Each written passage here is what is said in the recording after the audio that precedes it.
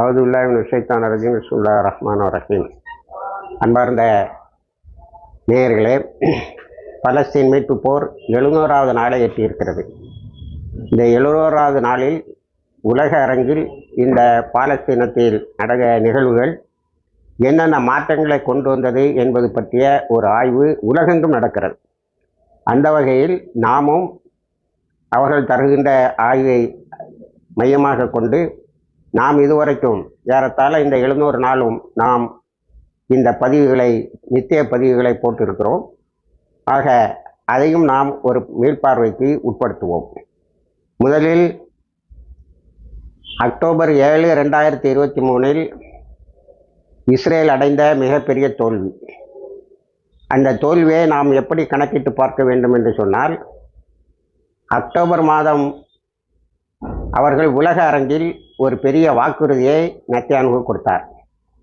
அது என்னவென்று சொன்னால், நான் உளவு பார்க்கும் வகையிலும் ஆயுதங்கள் வகையிலும் படை வீரர்கள் வகையிலும் மிகப்பெரியதொரு படையை குவித்திருக்கிறேன்.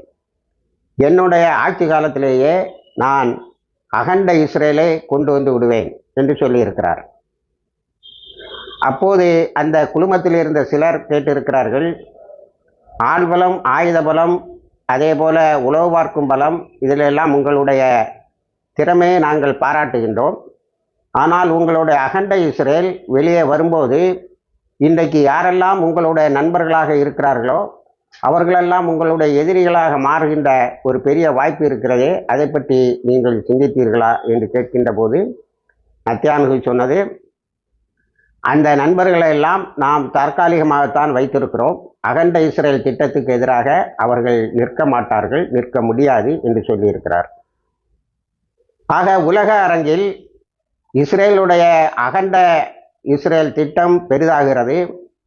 அல் அக்ஸா என்ற முஸ்லிம்களின் முதல் கிபிலா யூதமயமாகிறது. ஜெருசலம் யூத குடியிருப்புகளால் நிரப்பப்படுகிறது என்ற ஒரு மாயை பெரிய அளவில் குறிப்பாக ஐரோப்பிய நாடுகளில் பரவியிருந்தது. அரபு நாடுகள் இதனை தெரிந்தும் தெரியாமலும் கண்டும் காணாததும் போல்தான் இருக்க முடிந்தது. அத்தனையும் ஒரு பெரிய சாதனையாக அவர்களுக்கு இருந்தது. அது என்னவென்று சொன்னால், அந்த சாதனையின் ஒரு பகுதியாக உலக மக்கள் பாலஸ்தீனம் என்பதை மறந்திருந்தார்கள். பாலஸ்தீன பிரச்சனை என்பது அரபுக்களுக்கும் ஏனையவர்களுக்கும் இடையே ஏற்பட்ட ஒரு சின்ன தகராறு தான். அது பாட்டுக்கு நடந்து கொண்டு இருக்கும் என்பது போலதான் அவர்கள் நினைத்து கொண்டிருந்தார்கள். அக்டோபர் 7 இந்த மொத்த நிகழ்வையும் தலைகீழாக மாற்றியது. இஸ்ரேலுடைய உளவு பார்க்கும் திறன், படைபலன் இதெல்லாம் ஒன்றுமில்லை என்று ஆக்கினார்கள் போராளிகள்.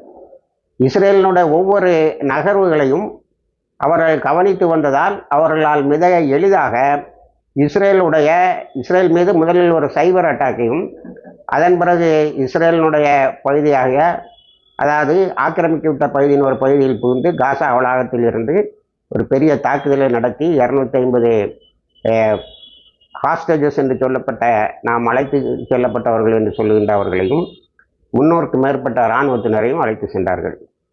இஸ்ரேல் அன்று யுத்தத்தை தொடங்கியது. இன்று 700வது நாளில் அவர்கள் முதல் நாள் தோல்வியில் இருந்து இன்னும் விடுபடவில்லை. ஏற்கனவே நான் ஒரு காணொலியில் சொன்னது போல, இப்பொழுது இருக்கின்ற இஸ்ரேலினுடைய தலைமை தளபதி இயால் ஜமீர் என்ன சொல்லுகிறார் என்று சொன்னால், அக்டோபர் 23 அக்டோபர் 7, 2023 தோல்வி அடைந்து விட்டு இப்பொழுது என்னிடத்தில் ஒரே நாளில் காசாவை எங்கே கொண்டு வா என்று சொல்லுகிறாயே, அது எப்படி முடியும் என்று கேட்கின்ற அளவுக்கு ஒன்று. இரண்டாவதாக, அடுத்தடுத்த சந்திப்புகளில் அவர் என்ன சொல்லிவிடுகிறார் என்று சொன்னார், நீ அக்டோபர் 7 தோற்றதற்கு நீதான் காரணம், அதனுடைய விசாரணையை நீ மூடி மறைத்து வைத்திருக்கிறாய், உன்னுடைய தோல்வியை மறைக்கிறதுக்கு நான் தோற்று போனேன் என்று சொல்லுகிறாயா என்று சொல்லுகிறார். ஆக அக்டோபர் 7 இன்றைக்கு இஸ்ரேலுடைய வரலாறு என்று சொன்னால் பாலஸ்தீனத்தினுடைய வரலாறில் மிகப்பெரியதொரு மாற்றத்தை ஏற்படுத்தியது. அடுத்தது, இந்த உலகம் முழுவதும் தனி பாலஸ்தீனத்தை பற்றிய ஒரு பெரிய பேச்சு நடந்து கொண்டு இருக்கிறது. 149 ஐக்கிய நாடுகள் சபையின் உறுப்பினர்கள் அதை ஏற்றுக்கொண்டு இருக்கிறார்கள். 195 பேர் கொண்ட ஒரு அவையில் 147 பேர் தனி பாலஸ்தீனத்தை அங்கீகரித்து விட்டார்கள். அது நிலத்தில் எங்கே வரும் என்பதுதான் இப்பொழுது கேள்வி. அதற்கு மேற்கரையும் காசாவையும் சேர்த்துத்தான் வரும் என்று சொல்கிறார்கள். இன்னும் பலர் அழுத்தமாக ஜெருசலத்தை தலைநகரமாக கொண்டு அந்த இண்டிபெண்டன்ட் பாலஸ்தீன் என்று சொல்லக்கூடிய முழு ஆளுமை பெற்ற பாலஸ்தீனம் அமையும் என்று சொல்லுகிறார்கள். ஆக நேற்றும் முந்தானாலும் இந்த 700வது நாளில், நமக்கு இன்னைக்கு 700, அவங்களுக்கு நேற்று 700 நாளில் உலகெங்கும் பாலஸ்தீன கொடி பறந்ததை பார்க்க முடியும். உலகெங்கும் கோடிக்கணக்கான மக்கள் உலகெங்கும் போராட்டங்களை நிகழ்த்தி பாலஸ்தீன மக்களுக்கு ஆதரவை தெரிவித்திருக்கிறார்கள். ஆகவே மறந்து கிடந்த பாலஸ்தீன மீட்பு என்ற ஒரு பெரிய லட்சியம் இப்பொழுது உலகெங்கும் படர்ந்து விட்டது. இஸ்ரேல் தன்னை பாதிக்கப்பட்ட ஒரு நாடு என்று சொல்லி கொண்டு இருந்தது. நான் சொன்ன அந்த அக்டோபர் 7க்கு முன்னால் நடந்த கூட்டத்தில் கூட நத்தியான்கு என்ன சொன்னார் என்று சொன்னால், ஐ ஆம் எ tiny country with so many enemies surrounding me. நான் ஒரு சின்ன நாட்டுக்கு அதிபராக இருக்கிறேன், என்னை சுற்றி நிறைய எதிரிகள் இருக்கிறார்கள் என்று தான் சொன்னான். ஆனால் இஸ்ரேலின் நட்பு நாடு என்று நினைக்கின்ற அரபு நாடுகள் இன்னும் இருந்து கொண்டு இருக்கின்றன. அவனுடைய பார்வை சரியாக இருக்கிறது. நான் எல்லோரையும் பைத்தியக்காரன் ஆக்கிவிட்டு அகண்ட இஸ்ரேலை கொண்டு வந்து விடுவேன். அந்த திட்டத்தை இப்பொழுது தடுத்து கொண்டு இருப்பது நேற்று வரைக்கும் ஷஹீதான 64,368 ஷஹீதுகளும் 1,62,367 பேர் காயம்பட்டார்கள் அவர்களும் தான். இதில் போராளிகள் வட்டத்தில், குறிப்பாக ஹமாஸ் வட்டத்தில் எத்தனை பேர் ஷஹீதானார்கள் என்ற கணக்கு எப்பொழுதுமே இல்லை. இப்போ 700வது நாளில் எல்லோரும் டனல்ஸ் என்னாச்சு, சுரங்கப்பாதை என்னாச்சு, அதை அழிப்பதைத்தானே பிரதான லட்சியமாக கொண்டு இஸ்ரேல் சென்றது. டனல்ஸ் நன்றாக இருக்கிறது. டனல்ஸை அழிப்பதற்கு பல திட்டங்கள் வந்தன. மத்தியதரை கடலில் உள்ள தண்ணீரை உள்ளே பூழ்த்தி விட்டால் எல்லோரும் மூச்சு திணறி செத்து விடுவார்கள் என்ற திட்டம், அது கைவிடப்பட்டது. பிறகு கேஸ், அதாவது விஷவாயுவை உள்ளே பூத்தினால் எல்லோரும் மூச்சு திணறி செத்து விடுவார்கள் என்ற திட்டம், அதுவும் தோற்றது மட்டுமல்லாமல் இன்றைக்கும் அந்த டனல்ஸினுடைய கண்கள், சில போலி டனல்ஸ்களையும் தோண்டி வைத்திருக்கிறார்கள். ஏனென்று சொன்னால் 40 வருஷத்துக்கு மேலாக உழைத்திருக்கிறார்கள். இந்த 561 கிலோமீட்டர் டனல்ஸையும், அதாவது சுரங்கப்பாதையும் தோன்றுவதற்கு பல அடுக்குகளில் 6 அடுக்கு இருக்கிறது என்று சொல்லுகிறார்கள். ஆக அதை இஸ்ரேல் அதை தெரியாமல் இல்லை, தெரிந்திருக்கிறது. ஆனால் அதை அவர்கள் அழித்து விடலாம் என்று நினைப்பார்கள் அல்லவா. அதற்காகவே சில ஐஸ் ஆஃப் த டனல்ஸ் என்று சொல்லக்கூடிய சில இடங்களில் சுரங்கம் போல காட்டியிருக்கிறார்கள். இவர்கள் அதுக்குள்ளால் போகிறார்கள். அவர்கள் ஒரே அடியாக அடிக்கிறார்கள். அந்த சுரங்கம் உள்ளே போன அத்தனை பேரும் அழிந்திருக்கிறார்கள். குலானி பிரிகேட்ஸ், எலைட் பிரிகேட்ஸு, அடுத்தது ஸ்பெஷலி ட்ரெயின்டு பிரிகேட்ஸு, எல்லாமே இன்ஜினியரிங் யூனிட்டு, இப்படி நிறைய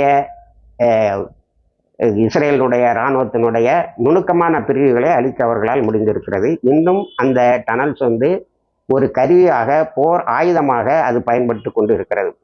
அடுத்தது, இத்தனை நாள் நடந்த சண்டையில் 700 நாட்களாக உணவு, தண்ணீர், சாப்பாடு எதுவும் இல்லாமல் 364 ஸ்கொயர் கிலோமீட்டரில் அமைஞ்ச ஒரு காசா, அதில் போராளிகள் குழுவை தவிர இந்த உலகத்தில் உதவி செய்ய வேண்டும் என்று நினைப்பவர்களோட உதவியும் அங்கே போய் சேராது. ஆனால் அவர்கள் தங்களை காப்பாற்றி கொண்டு நடத்துகின்ற சண்டையில் அந்த சண்டை போடுகிற திறன், அதாவது 700 ஆகும்போது 2 வருடங்கள் ஆகும்போது எந்த ஒரு போராளி குழுவினுடைய கூட்டமும் அல்லது போர்த்திறனும் குறையும். அதை குறைக்கிறது தான் முதல் இலட்சியம் என்று இஸ்ரேல் சொன்னது. ஆனால் அந்த ஃபைட்டிங் கெப்பாசிட்டி எப்படி இருக்குன்னு சொன்னால், நேற்று இஸ்ரேலுடைய பார்லமெண்ட்டில் அமித் ஹெல்வி என்பவர் தாக்கல் செய்த, அவர் செக்யூரிட்டி கேபினெட்டில் இருக்கார், அவர் தாக்கல் செய்த அறிக்கையில் என்ன சொல்லியிருக்கிறார் என்று சொன்னால், அவர்களுடைய ஃபைட்டிங் ஃபார்வர் கெப்பாசிட்டி கூடி இருக்கிறது, அதிகமாக இருக்கிறது. அடுத்து அது ரொம்ப கோஆர்டினேட்டடாக, வெல் ஆர்கனைஸ்டாக இருக்குது. ரொம்ப 15 குழுக்களும் இருந்தாலும் 17 குழுக்களும் ஒரே கைபோல் நின்று செயல்படுகிறார்கள். இரண்டாவது, அவர்களிடத்தில் சேதாரம் இருக்கிறது, ஆனால் உடனுக்குடன் ரெக்ரூட்மெண்ட்டும் பண்ணிவிடுகிறார்கள்.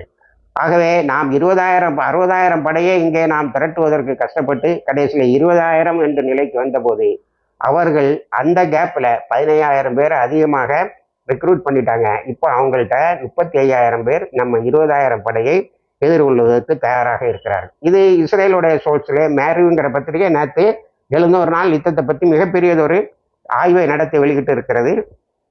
அதனுடைய சாராம்சத்தை தான் நாம் சிலவற்றை நாம் சொல்கிறோம். அடுத்தால எண்ணிக்கை வந்து இஸ்ரேல் அறிவிக்கும் போது 3,60,000 பேர் இருக்கிறோம் என்று சொன்னது.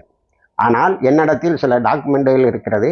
அதில் அக்டோபர் 7, 8 இஸ்ரேல் 5 லட்சம் பேர் யூனிஃபார்மில், அதாவது யுத்தத்துக்கு தயாராக இருக்கிறார்கள் என்று சொன்னார்கள். ஆனால் வரலாறு முழுவதும் இந்த 700 நாட்கள் முழுவதும் இந்த 3,60,000 பேரை பேசப்பட்டார்கள். 3,60,000 பேர் இருந்த இஸ்ரேலிய இராணுவத்தில் 2 லட்சத்தை திரட்டணும்னு பார்த்து முடியல, 1 லட்சத்தை திரட்டணும்னு பார்த்து முடியல. எது காசா சிட்டியை பிடிக்க போகிறது, ஏதோ அது அமெரிக்கா வெற்றி கொண்டு நியூயார்க் சிட்டியை பிடிக்க போகிற மாதிரி ஒரு பெரிய பிரமையை உருவாக்கி விட்டு தான் காசா சிட்டிக்குள்ளால போகிறதா திட்டம். கடைசியில் 50,000 பேராவது கொண்டு வருவோம்னா அதுவும் முடியலை. கடைசியில் 20,000 பேர், அதுவும் முடியலை. நேற்று 10,000 பேர் தயாராக இருக்கிறார்கள் என்று சொல்லியிருக்கிறார்கள். ஆனால் எண்ணிக்கையில் பார்த்தால் கூட போராளிகள் இப்பொழுது அவங்க 60,000 பேர் இருக்கோம்னு சொன்னாங்க. ஆனால் நீங்கள் காசா சிட்டியை பிடிக்க வர்றதுக்கு 20,000 பேர் வாரீங்கள்ல, நாங்கள் 35,000 பேரை தயாராக வைத்திருக்கிறோம் என்று சொல்கிறார்கள். 2 பேருடைய சண்டையிடும் திறனையும் பார்க்கும்போது ஒவ்வொரு போராளி இப்போ அந்த சிஸ்டத்தை ஆரம்பிச்சிட்டாங்க. லோன் வூல்ஃப் சிஸ்டம்னு சொல்லி ஒரே ஒரு போராளியை அனுப்புகிறார்கள் அல் காசம் பிரிகேட்ஸில் இருந்து. அவன் 20-25 பேரை எதிர்கொள்கிறான். அவன் ஷஹீதாகிறாங்கிற செய்தி அவங்க சொல்ல மாட்டாங்க. ஆனால் ஷஹீதாக தான் பெரும்பாலும் வாய்ப்பு இருக்கிறது. அப்படி ஷஹீதாகிற ஒரு கூட்டம், ஒரு படைப்பிரிவும் அவங்களிடம் இருக்கிறது. ஆக இந்த லோன் வூல்ஃப் இது வந்து புது டாக்டிக்ஸுங்கிறாங்க. இது ஒன்றும் புதிய டாக்டிக்ஸ் இல்லை. 1 மேன் ஆர்மி 2 மாதம் 3 மாதம் மணலுக்கடையில் புதைந்திருந்து இஸ்ரேல் இராணுவத்தினுடைய வருகையை எதிர்பார்த்து தாக்கியவர்களும் உண்டு. அப்போ உன்னிட்ட எண்ணிக்கையும் குறைஞ்சும் போச்சு, அந்த எண்ணிக்கை பலனும் இல்லை என்பது இன்னொரு அசஸ்மெண்ட். இது மேரிவ் பத்திரிகையில், அவங்களுடைய ஹீப்ரு பத்திரிகையில் வந்ததை மெகர் நியூஸ் ஏஜென்சி, அல் மயாதீன் போன்ற பத்திரிகைகள் நமக்கு ஆங்கிலத்தில் தருகின்றன. அடுத்தது வெப்பன்ஸை பார்த்தா இடைவிடாமல் இஸ்ரேலுக்கு எல்லா நாடும் கொடுக்குது. உலகம் முழுவதும் ஆயுத உற்பத்தி செய்கிறதுல பெரும்பகுதி இஸ்ரேலுக்கு தான். எந்த நாடை எடுத்தாலும் நாங்கள் இஸ்ரேலுக்கு இனிமேல் ஆயுதம் அனுப்ப மாட்டோம். பிரான்ஸ் சொல்லுது, ஜெர்மனி சொல்லுது, யூகே சொல்லுது, அனுப்ப மாட்டேன்னு சொல்லிட்டு அனுப்பிக்கிட்டே இருக்கான். ஏன் அரபு நாடுகளும் கூட கொடுக்குது. ஆனால் இந்த போராளிகளுக்கு யார் ஆயுதம் கொடுக்க? இது பட்டவர்த்தனமான ஒரு உண்மை, நாம் எல்லாம் கண்காண பார்ப்பது. அவர்கள் அந்த டனல்ஸுக்குள்ளால என்னெல்லாமோ வச்சு கண்டுபிடிச்சிட்டு இருக்காங்க. இப்போ லேட்டஸ்டாக வெடிக்காமல் போன குண்டுகள் அதையும் ஆயுதமாக மாற்றிட்டாங்க. பிடிக்கிற குவாட் காப்டர்ஸ் அதையும் ஆயுதமாக மாற்றி விட்டார்கள். இப்பொழுது இஸ்ரேலிய இராணுவத்தினரை பெரிதாக கைது செய்கிறார்கள். நான் ஏற்கனவே இந்த காணொலியில் சொன்னது போல இஸ்ரேலிய இராணுவத்தினர் இப்போது 3 விதமாக அழிகிறார்கள். ஒன்று கில்டு, கொலை செய்யப்பட்டவர்கள், இன்னொன்று ஊண்டட், காயம்பட்டவர்கள், இன்னொன்று கேப்சர். அப்படி ஒன்று வந்துட்டு பேண்டுன்னு ஒன்று இடையில வந்துகிட்டு இருக்கு. இப்போ நேற்றும் கூட 5 மர்காவா அட்டாக்கை பல்வேறு பகுதிகளிலும் தாக்கி இருக்கிறார்கள். அதில் எரிந்து இறந்த இஸ்ரேலிய இராணுவத்தினர் இருக்கிறார்கள். அப்போ ஆயுதங்கள் இல்லை என்று சொன்னாலும் டேவிட் செல்ஃபோன் சொன்ன மாதிரி the power of faith is the best weapon. ஈமானிய பலம் அவர்களை களத்தில் நிறுத்துகிறது, அவர்கள் ஜெயிக்கிறார்கள். இந்த பியாண்ட் ஆல் ரீசன்ஸ்ன்னு சொல்லி இஸ்ரேலிய பத்திரிகைகளும் அமெரிக்காவிலிருந்து வருகின்ற ஆங்கில பத்திரிகைகளும் பியாண்ட் ஆல் லாஜிக்ஸ்ன்னு சொல்லுது. அது ஒரு மர்மமான உதவி அவர்களுக்கு கிடைத்து கொண்டு இருக்கிறது என்று சொல்லுகிறார்கள். ஆனால் ஆயுதங்களை அவர்கள் எகிப்தில் இருந்து கொண்டு வருகிறார்கள் என்பது இஸ்ரேல் இந்த 700 நாளுமாக சொல்லி கொண்டிருக்கின்ற குற்றச்சாட்டு. எகிப்தை அது மேலெழுந்த வாரியா இஸ்ரேலுக்கு ஆதரவாக இருந்து தான் ஆகணும். தரைக்கு கீழே ஹமாஸுடைய ஆதிக்கம் தான் நடக்குது. நேற்று 700 நாள் 699வது நாளில் அமித் ஹெல்வி என்ற இஸ்ரேலுடைய பாதுகாப்பு அமைச்சர் சொல்லுகிறார், அவர்கள் போதுமான அளவுக்கு ஆயுதத்தையும் பெற்றுக்கொண்டு இருக்கிறார்கள், காசாவை நிர்வகிச்சுட்டு இருக்கிறார். அதாவது 65 பில்லியன் டாலரு எக்ரிமெண்ட்டு கூகுள் கூட போட்டிருக்கான். யார்? நத்தியானு டைரெக்டாக போட்டிருக்கான். என்ன மாதிரி செய்திகளை தான் நீ கொண்டு வரணும்? நம்ம அந்த பிளாட்ஃபார்மை நம்பி தான் நிறைய செய்திகள் வந்துக்கிட்டு இருக்கு. அப்போ அதுக்கு 65 பில்லியன் டாலரை ஒரு வருஷத்துக்காக ஒரு வருஷத்துக்கா அது 6 மாதத்துக்கான்னு தெரியல, ஒரு அள்ளி கொடுக்கும்போது அது எந்த செய்தியை கொண்டு வர வேண்டும், எந்த செய்தியை கொண்டு வரக்கூடாது என்பதை கணக்கு பார்த்து தான் அனுப்பும். ஆக இந்த மீடியாவை ஒரு சைடில் ஆஃப் பண்ணி விட்டுக்கிட்டு தோல்விகளை மறைத்து விட்டு இவன் சொல்லக்கூடிய உண்மைகளை, இவன் சொல்லக்கூடிய பொய்களை தோல்விற்கு காட்டுவது நமது ஊடகங்கள் தான் என்பதை நாம் அறிய வேண்டும். அதில் இவர் அமித் ஹெல்வியினுடைய இந்த அறிவிப்பு நிர்வகிக்கிறாங்க, சாலரி கொடுக்குறான். அங்கே உள்ள துப்புரவு தொழிலாளர்களுக்கு ஒரு அழகான பேர் வச்சுருக்கான், பியூட்டி மேக்கர்ஸ். இந்த இடிபாடுகளுக்கு இடையிலே அவங்க வேலை செய்கிறாங்க. ஒரு பேட்டி கொடுத்து ஏற்கனவே சொல்லியிருந்தேன், நாங்கள் எங்கள் குடும்பத்தில் 10 பேர் இந்த வேலையை செய்துக்கிட்டு இருந்தோம். இப்போ 5 பேர் தான் இருக்கிறோம். 5 பேர் ஷஹீதாயிட்டாங்க இவங்க போட்ட கூண்டில். அவங்களுக்கு சம்பளம் போகுது. அதே போல் நிறைய குடும்பங்களுக்கு நிவாரணங்கள் போகுது. ஷஹீதானவங்களுடைய குடும்பங்களுக்கு நிவாரணங்கள் போகுது. காசா முனிசிபாலிட்டியில் வேலை செய்கிற இதர தொழிலாளர்களுக்கு எல்லாம் பணம் போய் கொண்டு இருக்கிறது. இது அப்போ அவன் கம்ப்ளீட்டாக கண்ட்ரோல் பண்ணது மட்டுமில்லை, நிர்வகித்து கொண்டு இருக்கிறான், நீ பொய் சொல்லி கொண்டு இருக்கிறாய் என்று சொல்கிறார்கள். அடுத்தது இஸ்ரேல் தோற்று போன திட்டங்களோட முதல்ல பஃபர் சோனுன்னா பாதுகாப்பு வளையம்னா எங்கே காசாவுக்கு வெளியே காசா என்க்ளேவில் காசா வளாகத்துக்குள்ளால நான் அதை தாண்டி யாரும் வர முடியாது, அன்னைக்கு ஹமாஸ் வந்த ஏரியாவை தாண்டி யாரும் வர முடியாதுன்னு ஒரு பஃபர் சோனை சொன்னான். தோற்று போச்சு. அடுத்தது சேஃப் ஹெவன் ஒரு ஸ்கீமை கொண்டு வந்தான். இஸ்ரேலிய இராணுவம் காசா பகுதிக்குள்ளால யாரும் தாக்க முடியாத பகுதிக்கு போகும்னு எல்லாத்தையும் தாக்கி தரமட்டமாக்குனது மட்டும் இல்லை, ஆயுதங்களையும் எடுத்து கொண்டு போனார்கள். அடுத்தது நெட்சாரி, அதாவது நார்தன் காசா சதர்ன் காசா, வடக்கு காசா தெற்கு காசான்னு பிரித்து வச்சுக்கிட்டு நடுவில் 14 கிலோமீட்டருக்கு ஒரு பெரிய பாதையை போட்டான். அந்த வடக்கில் இருக்காங்க தெற்க வர முடியாது, தெற்கில் இருங்க வடக்க வர முடியாது. இப்போ நான் வடக்கை குண்டு போடுவேன், அவன் தெற்கு பகுதிக்கு ஓடி வர முடியாது. நான் தெற்க குண்டு போடுவேன், அவன் வடக்கு பகுதிக்கு ஓடி வர முடியாதுன்னு ஒரு பெரிய சிஸ்டத்தை கொண்டு வந்தான். 6 முறை அதை மாற்றினா நெட்சாரிங் காரிடாரை அவனால் முடியலை. அப்புறம் அந்த திட்டத்தை கைவிட்டான். மக்கள் எல்லாம் அந்த சிறிய இடைவெளி சொல்லக்கூடிய போர் நிறுத்தம் பாருங்கள், அதில் எல்லா பக்கமும் போனாங்க. அடுத்தது இதை இப்படி ஒன்றை கொண்டு வந்தான், ஜெனரல்ஸ் பிளான்னு ஒன்று கொண்டு வந்தான். ஜெனரல்ஸ் பிளான் என்னென்னா காசாவில் இருக்க மக்கள் எல்லாம் ரஃபாவை சுற்றி கொண்டு வந்து ஒரு வளையத்தை போட்டு அதுக்குள்ளால் வச்சுக்கிட்டு மீதி ஏரியாவில் இஸ்ரேலுடைய இராணுவமும் அதனோட நிர்வாகமும் நடக்குங்க. அந்த மக்கள் நான் செத்தாலும் எங்கள் வீடுகளை சுற்றி தான் வாழ்வோம்னு அங்கேயும் இங்கேயும் போகிறாங்களே தவிர இவன் சொன்ன அந்த திட்டமும் நடக்கலை. போராளிகள் கொடுத்த பயங்கரமான அடி. அதாவது 3,60,000 பேர்ல இருந்து 10,000 பேர் தான் அன்னைக்கு வந்திருக்கான்னா சிப்பாய் கழகம் இருக்கு, நிறைய பேர் வரமாட்டேன்னு சொன்னான். ஜெயிலுக்கு போனாலும் போவேன்னு தவிர காசாவுக்கு சண்டை போட போக மாட்டேன்னு சொன்னான். அது இருந்தாலும் அழிந்தவர்கள் எண்ணிக்கை நிறைய என்பதுதான் நம்மளுடைய கணக்கு.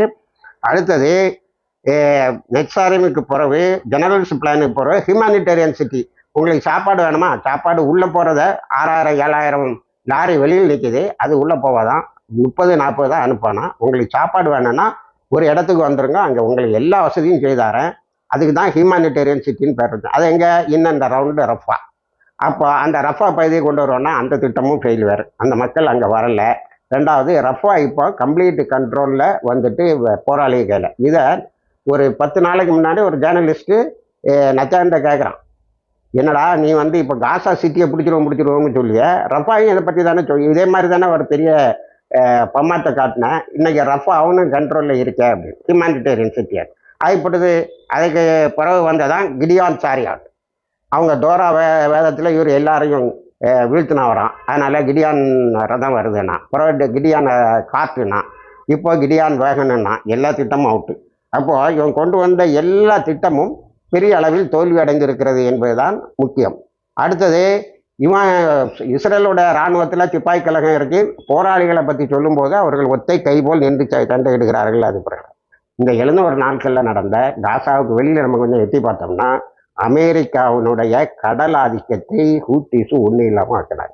60 நாள் யுத்தத்துக்கு பிறகு ஹூத்திஸு சூப்பர் பவரு. அமெரிக்காவினுடைய பெண்டகன் நித்தம் ஒரு அறிக்கை விட்றாங்க, அங்கே போய் தானே அவ்வளவும் அழிஞ்சுது அப்படின்னு. இப்போ வெனிசுலாவுக்கு மேலே யுத்தத்துக்கு போனோன்னா ஃப்ளீட்டெல்லாம் ஒன்றும் நகர மாட்டாங்க, அந்த அளவுக்கு அடித்து தீக்கினார்கள். இன்னும் உலக வரலாற்றில் மிக முக்கியமாக பதியப்படுவது ஈரான் கொடுத்த 12 நாள் அடி. ஒரு காசாவை நாம் டெல்லவியை சுற்றி பார்த்தோம், இங்கேயும் உணவுக்கு தட்டு இருந்தனா அந்த 12 நாள் யுத்தத்துக்கு பிறகு இன்றைக்கும் அங்கேயும் உணவு வழங்கும் மையங்கள் இஸ்ரேலிலும் இருக்கிறது. நேற்றும் நாங்கள் என்ன மாதிரி தாக்குதலை நடத்தினோம் என்று ஈரான் புது ஃபுட்டேஜஸை போட்டுக்கிட்டு இருக்கு. அப்போ மொத்தத்தில் இவங்க கொண்டு வந்த எல்லா திட்டமும் தோற்றது மட்டுமல்ல, ஈரான் அமெரிக்காவுக்கு நாங்கள் என்ன செய்வோங்கிறத காட்டுது. என்ன செய்வோம், ஒன்று அமெரிக்காவில் தாக்குறத விட ரொம்ப ஈஸி, பக்கத்தில் இருக்க கத்தரில் இருக்கக்கூடிய உன்னுடைய பேஸு, ரியாதில் இருக்கக்கூடிய பேஸு, எகிப்தில் இருக்க பேஸு, ஜோர்டானில் இருக்க பேஸு எல்லாத்தையும் எப்படி அடிப்போங்கிறத கத்தரில் இருந்த ஒரு பேஸை அடித்து காட்டினாங்க. இத்தனையும் கத்தர் எல்லாத்துக்கும் ஒரு நட்பு நாடாக காட்டிக்கிட்டு இருக்கக்கூடிய நாடையும் அங்கே இருந்த தாக்கின இடம் தான் ரொம்ப முக்கியம். அதாவது அமெரிக்காவோடு கம்யூனிகேட் பண்ணுற அந்த டோமை அடித்து தீர்த்துட்டாங்க. ஒரே நாளில் அமெரிக்காவுக்கும் கத்தரில் இருந்த 10,000 அமெரிக்க இராணுவத்துக்கும் எந்த தொடர்பும் இல்லைன்னு ஆகிட்டாங்க. இதை பார்த்தோன்னா ஓடி போய் சரண்டரான. இப்போது ஈரான் அமெரிக்காவை அழிக்க முடியும்னு நினைக்குது. இப்போ அதுக்கு மேலே மிசில், இப்போ அமெரிக்கா வர போகிறதுக்குள்ள மிசில்லாம் கண்டுபிடிச்சிட்டாங்க, கப்பல் படையை இது பண்ணிட்டாங்க. உங்களுக்கு 700 நாள் யுத்தம், பதட்டம். ஆனால் ட்ரைனிங்கு, புது ஆயுதத்தை கண்டுபிடிக்கிறது, புதிதாக கப்பல் படையில் புது புது இதழை சேர்க்கிறதெல்லாம் நடந்துக்கிட்டே இருக்கு. உலக வரலாற்றில் இந்த ஹூத்தீஸு, ஈரானு, இந்த ஹமாஸ் உள்ளிட்ட 15 போராளி குழுக்கள் யுத்தம் நடந்துகிட்டு இருக்கும்போது எவ்வளவு அமர்ந்து சிந்திக்கிறார்கள். யுத்தத்தில் நடக்கக்கூடிய தங்களுடைய தாக்குதல்கள் ஒவ்வொன்றையும் வீடியோ எடுக்கிறான். இப்போ நேற்று ஒரு சம்பவம் போலண்டில் நடந்திருக்கு. எந்த அளவுக்குன்னு சொன்னால், இஸ்ரேல் அங்கே போலண்டில் வந்து டிஃபென்ஸ் எக்ஸிபிஷன் ஒன்று நடக்கும். உலக நாடுகள்லாம் தங்களோட ஆயுதங்களை கொண்டு வந்து வைத்து அந்த ஆயுதங்கள் என்ன ஆயுதங்கள் விற்பனைக்கு. அப்போ அதில் 2 இஸ்ரேல் 3 பேர் இஸ்ரேலியக்கு ஆயுதம் வாங்கக்கூடியவங்க வந்திருக்காங்க. அவனோட இனங்கண்டு கோர்ட்டில் போட்டு நேற்று அரெஸ்ட் பண்ணிட்டாங்க. இந்த ஹிந்து ரஜப் குரூப்பை பற்றி சொன்னால் நம்ம தனி வீடியோவே போடணும். வைகிற வெளிச்சத்தில் டீட்டெயிலாக கொடுக்குறோம். அதை பற்றி அந்த பெண்ணோடைய அது கடைசியில் மவுத்தாக போகும்போது என்னை காப்பாற்றுங்கள்னு சொல்லிட்டு பாருங்க. அதை வச்சு ஹிந்து ரஜப்ஸ் வாய்ஸ், ஹிந்து ரஜப் என்ற குழந்தையின் சத்தம்னு ஒரு படம் எடுத்து அதை ஜெனீவாவில் வெளியிட்டு வெனிஸுக்கு வந்து இப்போ உலகம் முழுவதும் பெரிய அதிர்வை ஏற்படுத்தி இருக்கிறது. அதில் என்னன்னா முக்கியமான பாயிண்ட்டு, எப்படி இஸ்ரேல் கூட்டுப்படுகொலைகளை செய்கிறது, குழந்தைகளை கொலை செய்கிறது என்பது உலக மக்களுக்கு மத்தியில் வந்துட்டு. இப்போ ஹோலோகாஸ்ட்ங்கிற வார்த்தை ஹிட்லருக்கு இல்லை, நத்தியான்ஹூக்கு என்று உலக அரங்கில் பதியப்பட்டு விட்டது. இது போராளிகளுக்கு கிடைத்த மிகப்பெரிய வெற்றி. இப்படி அதுக்கப்புறம் டேவிட் ஸ்டோனுன்னா அதுன்னா இதுன்னா இவங்க கொண்டு வந்துட்டாங்க, டேவிட் ஸ்டோனுன்னு. இப்போ லேட்டஸ்டாக இவங்க மூசா நபியின் தடி, அதாவது மோசஸ் ஸ்டாஃபுங்கிற ஒரு ஆப்ரேஷனை தொடங்கி இருக்கிறார்கள். அதில் நேற்று நடந்ததை சுருக்கமாக சொல்லிடுறேன், ஏன்னா அந்த வீடியோ பெருசாக போய்விட்டது. 5 இடத்துல 10 மெர்காவா டேங்க் அழிச்சிருக்காங்க. இந்த லோன் ஊல்ஃப் தான் தனியாக போய் சண்டை போடுறான்னு இவன் தான். அவன் தாக்குற தாக்கையில் அவன் நின்று எரியிறான், இவன் பாட்டுக்கு வந்துடான். ஆனால் ஷஹீதாக இருப்பார்கள் சில இடத்துல. அது எப்போவுமே ஹமாஸ் சொல்லாது. அது இந்த யுத்தம் முடிஞ்ச பிறகு தான் அந்த சகாதத்து தெரியும். ஆனால் அந்த ஷஹீதுகள் இல்லாமல் சகாதத்தை சந்திக்காமல் ஜிஹாதுக்கெல்லாம் ஒன்றும் கிடையாது. சகாதத்தில் போகிறவன் தான் வெற்றி பெறான். ஆப்கானிஸ்தானில் ஒரு மினிஸ்டர் சொன்னார்ல, இந்த கந்தகாரில் சண்டை போட்டேன்டா பெரிய அமெரிக்க படைக்கு எதிராக, என் ஃப்ரெண்டு சொர்க்கத்துக்கு போயிட்டான் ஷஹீதாகி, நான் மினிஸ்டர் ஆகிருக்கேன், இனிமேல் இந்த அமைச்சரானதுக்கு அல்லாட்ட கணக்கு கொடுக்குறதில்ல, நான் மாட்டிக்கணும் என்னன்னு எனக்கு பயமாக இருக்கு என்று சொன்ன அந்த ஒரு மைண்டில் தான் அந்த சகாதத்துகளை பார்க்க வேண்டும். நேற்றும் ஹிந்து ரஜபுடைய இந்த படம் ஏற்படுத்தின தாக்குதல் 700 நாளாக கான்யூனிஸ் 54 ஸ்கொயர் கிலோமீட்டர் உள்ள கான்யூனிஸை பிடிக்கிறதுக்கு உலகமெங்கும் இருந்து ஆயுதம், உலகமெங்கும் இருந்து பணம், இத்தனையும் வந்து கான்யூனிஸை பிடிக்க முடியல. நேற்றும் கான்யூனிஸில் அணியாக இறந்திருக்கிறார்கள். இப்படி இது தொடர்ந்து கொண்டு இருக்கிறது. இந்த 700 நாளில் இதுவரைக்கும் ஷஹீதாக்கப்பட்ட பாலஸ்தீனர்கள் 73,731. இதில் காசால இயங்கக்கூடிய ஹெல்த் மினிஸ்ட்ரி, ஹமாஸோடைய ஹெல்த் மினிஸ்ட்ரி நேற்று வெளியிட்டு இருக்கிறது. அவர்களுக்கு இதுவரைக்கும் வந்த சேதாரம் 51,544 பில்டிங்களை எடுத்திருக்காங்க. நேற்றும் காசா சிட்டியினுடைய மிகப்பெரிய பெருமையாக கருதப்பட்ட மர்ஷாத் என்ற ஒரு பெரிய டவரை அடிச்சிருக்கான். இப்போ பில்டிங்கை தான் இவனால் இடிக்க முடியுது. அப்பார்ட்மெண்ட் மக்கள் அங்கே இங்கே அலையிறதை இடிக்க முடியுது. ஆனால் அதுலேயும் அவங்க சில டேமேஜ் கண்ட்ரோலை கண்டுபிடிச்சி செய்துக்கிட்டு இருக்கிறாங்க. இதுவரைக்கும் அவங்களுக்கு ஏற்பட்டிருக்கக்கூடிய இந்த நஷ்டம் $68 பில்லியன், $68 பில்லியன் அளவுக்கு போயிருக்கிறது என்று சொல்லியிருக்கிறார்கள். அதில் 13,000 கேஸு உலகெங்கும் இஸ்ரேலிய இராணுவத்துக்கு எதிராக பதியப்பட்டிருக்கிறது. இது நம்ம கவனிக்க வேண்டியது. ஹிந்து ரஜபுடைய வேலை. ஒரு நீதிக்கான போராட்டத்தில் ஆக்கிரமிக்கப்பட்ட பகுதியை விடுவிப்பதில் உலகத்தில் உள்ள பாலஸ்தீன மக்கள் செய்கின்ற இந்த வேலை மிகப்பெரிய இன்ஸ்பிரேஷனை கொடுக்கும். ப்ரொபகண்டா ஓரம் எடுத்துக்கிட்டால் அதில் எனக்கு அவன் ஜெயிக்கவே முடியலை. கூகுளுக்கு எவ்வளோ அள்ளி கொடுத்தாலும், உலகத்தில் இருக்க பத்திரிகைகளுக்கு நிறைய கொடுத்தாலும், ராய்டர்ஸில் எனக்கு ஒரு பொண்ணு சொன்னான், பணத்தை வாங்கிட்டு நான் கொடுக்குற செய்தியெல்லாம் தலைகீழ போட்டுறான்னு ரிசைன் பண்ணிகிட்டே போனான். இது பத்திரிகை துறை முஸ்லீம்களுங்கிற தலைப்பில் வைகரையில் வரும். இணைந்திருங்கள். இது போன்ற தகவல்கள் தருகிறோம். வாய்ஸ் தவானா அல்ஹம்துலில்லாஹ் ரப்பில் ஆலமீன்.